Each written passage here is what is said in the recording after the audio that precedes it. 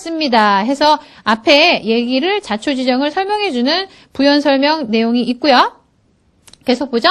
크리스티나. 이렇게 이야기가 좀 자세하게 있어야지 읽는 사람이 지루하지 않겠죠. 재밌겠죠. 크리스티나 해서 부연 설명 one of her friend 그 여자의 친구 중 한 명이 said 크리스티나가 한 얘기를 이렇게 직접 화법으로 써주면 이야기가 흥미진진해지죠. We have been waiting for you for an hour. 야, 1시간 동안 기다렸어. What took you so long? 왜 이렇게 오래 걸렸니? 도서관에서 오늘따라 공부를 오래 한 거예요. Then 그리고 나서 Kelly realized that day was her birthday. 켈리는 그때서야 그날이 her birthday라는 거를 realize 깨달았습니다. 해서 이야기가 해피엔딩이네요. Kelly said 한 번 더 직접 화법 quotation 따옴표 Nothing like this ever happened in my life. 와, 서프라이징 파티 이런 거 처음 나는 내 인생에 맞이해 본다라는 감격스러운 멘트. 마지막 볼까요? 아직 끝나지 않았어요. 켈리의 멘트가 It was the happiest birthday. 가장 기쁜 내 생애에 맞는 생일이야. I have ever had. 내가 가졌던 이때까지 맞았던 생일 중에 가장 행복한 생일이에요. 하고 문장 이야기 스토리가 끝났어요.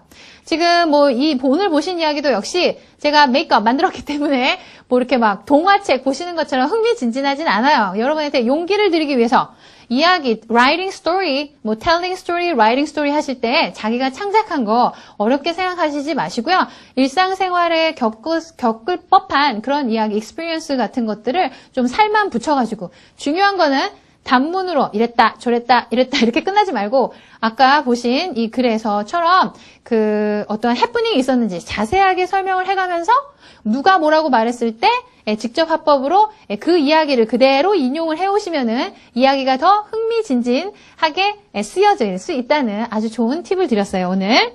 그럼 잘 알았죠? 그러면 잠깐 문장 이야기 가기 전에 쉬어가도록 할게요.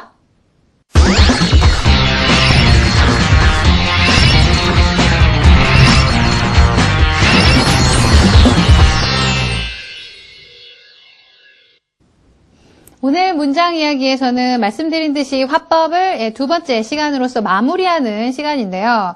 화법, 그러니까 말하는 건데 쓰는 거라 그랬죠. 근데 이제 용어가 없기 때문에 제가 화법이라고 할 수밖에 없는데, 그러니까 영작을 하실 때 누가 한 이야기를 써야 되잖아요. 그때 직접 화법으로 쓸 수도 있고 간접 화법으로 쓸 수도 있어요. 근데 지난 시간에도 잠깐 언급을 해드렸듯이 문장 영작을 하실 때에는 간접 화법이 뭐니 해도 많이 쓰이게 마련입니다. 그럴 때 오늘은 정리하시는 의미에서 3가지 문형을 다 해보실 거예요. 즉 평서문으로 누가 말을 했을 때 그거를 간접 화법으로 옮기는 거, 그 다음에 의문문 누가 물어봤을 때 그거를 옮기는 거, 그 다음에 누가 명령을 했어요. 명령을 한 거를 어떻게 간접 화법으로 해서 한 문장을 이렇게 자연스럽게 매끄럽게 시제인칭 고려하면서 만들어 가실 수 있는지 정리해 보기로 할게요. 기억하시죠? 평서문, 의문문, 명령문. 원래 쓰시는 그 문장의 패턴대로 정리를 하실 거예요. 우선 첫 번째. 그러니까 평서문, 지난 시간에 이건 약간 하신 겁니다. 간접 의문문, 그러니까 간접 화법으로 바꾸는 거죠. I'm sorry, 죄송해요. 간접 화법, 의문문이 아니라 간접 화법입니다. Practice using told someone in reported speech. 영어로 하면 이렇게 되는데, 그러니까 연습을 하시는데, told me, 그러니까 told him, told her. 누구누구에게 말했다. 뭐뭐라고. 그걸 우선 지난 시간에 잠깐 하셨으니까 요건 괜찮으실 거예요. 그거부터 연습을 해보시도록 할게요. 쉽게. 한국말로 안 하고요. 우선 제가 드린 거, 영어를 드릴 테니까 영어 문장을 직접 화법, 코테이션, 따옴표 안에 그거를 제가 드리는 인칭으로 여러분이 그 사람은 말했다. 이렇게라고 해서 그걸 연습해 보시도록 좀 많이 연습 준비를 했어요. 여러분이 좀 안정되게 잘 이렇게 영작 구사를 하실 수 있게끔. I need to talk to you. 나는 너에게 말해야 돼. 야, 우리 할 말이 있거든? 이런 얘기예요. I need to talk to you. 무섭게 교수님이 이랬어요. 그럴 때 요거를 옮길 때 영작 문장을 쓰실 때 어떻게 하신다고요? I need to. I라고 한 사람이 남자면은 he 이렇게 되겠죠? He told me. 오늘은 told me로 계속 연습하시면 지난 시간은 said that으로 많이 하셨잖아요. 오늘은 told somebody that 이렇게 하실게요. He told me that I need to talk to you. 그랬죠? 그러면 I가 그 사람이니까 he겠죠? He 시제는 어떻게 해주신다고요? 과거로 바꿔주신다고요. He needed to talk to me가 되겠죠?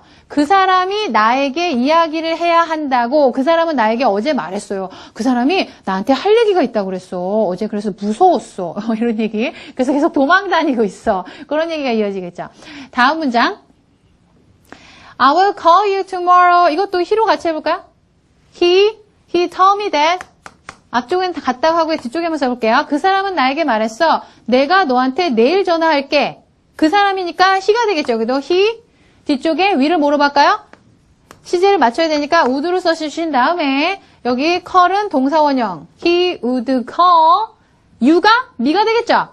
He would call me tomorrow. 내일이 아직 안 지났으면 tomorrow 그대로 쓰실 수 있는데 내일이 한참 지난 다음에 이 얘기를 내가 딴 사람에게 할 경우에는 그 다음 날에가 되겠죠? the following day, the next day 해서 뒤쪽에 전달하는 내용이 인칭과 시제가 바뀌어야 됩니다. 다음 문장. 여기도 역시 I have met your boyfriend. 나 네 남자친구 어제 만났어. 이럴 때 그 사람은 나에게 말했습니다. 역시 좀 같이 해볼게요. 똑같이 앞쪽에는 tell somebody that 나에게로 쉽게 말했습니다. 그 사람이 he 지금 현재 완료죠. 과거 완료로 해주셔야 된다는 거 지난 시간에 배우신 거 기억나세요? had met. He had met. 누구의 남자친구일까요? Your boyfriend 그랬으니까 my boyfriend으로 인칭이 바뀌어야 되겠죠. My boyfriend 뭐 부사가 따라와도 좋고요. 뭐 yesterday he had met my boyfriend. And 더 있습니다. 연습을 좀 많이 하셔야 돼요. 요번에도 역시 요거는 시제 주의하셔야 되겠죠. 미래 시제입니다. I will meet you after class. 너 수업 후에 좀 선생님이 또 남자 선생님인데 나 수업 시간에 너 좀 봐야 되겠어. 이랬어요. He told me that I라고 했으니까 he 해주시고 뒤쪽에 will이 뭐로 바꿔요? He would meet 해주신 다음에 뒤쪽에 뭐 별로 인칭에 관한 게 사람이 없네요. 그러니까 would meet you가 뭐로 바뀌어야 되죠? 나를 meet me. He would meet me after class. 수업 후에 나를 좀 보자고 선생님이 그랬었어. 해서 지난 시간에 이어서 또 같은 패턴을 하시는 거니까 뭐 조금 설명드리긴 했는데 지난번에 어렵진 않으실 거예요. 근데 시제가 지금 계속 다른 걸 하고 계시니까 복습이 충분히 되시리라고 믿습니다. 이번에는 he로 안 하고요. 다 지워보고 she로 해볼게요. 여자로. 뭐 이름으로 바꾸셔도 좋고요. 그 사람은 뭐 크리스티나는 말했어. 매튜도 말했어. 뭐 켈리쌤이 말했어. 이렇게 바꾸셔도 좋고요. 이번에는 미래 문장을 볼까요? I'm going to take a vacation in Hawaii. 나 하와이로 휴가 갈 거야. 방학 휴가 갈 거야. 이럴 때 여자를 해볼게요. She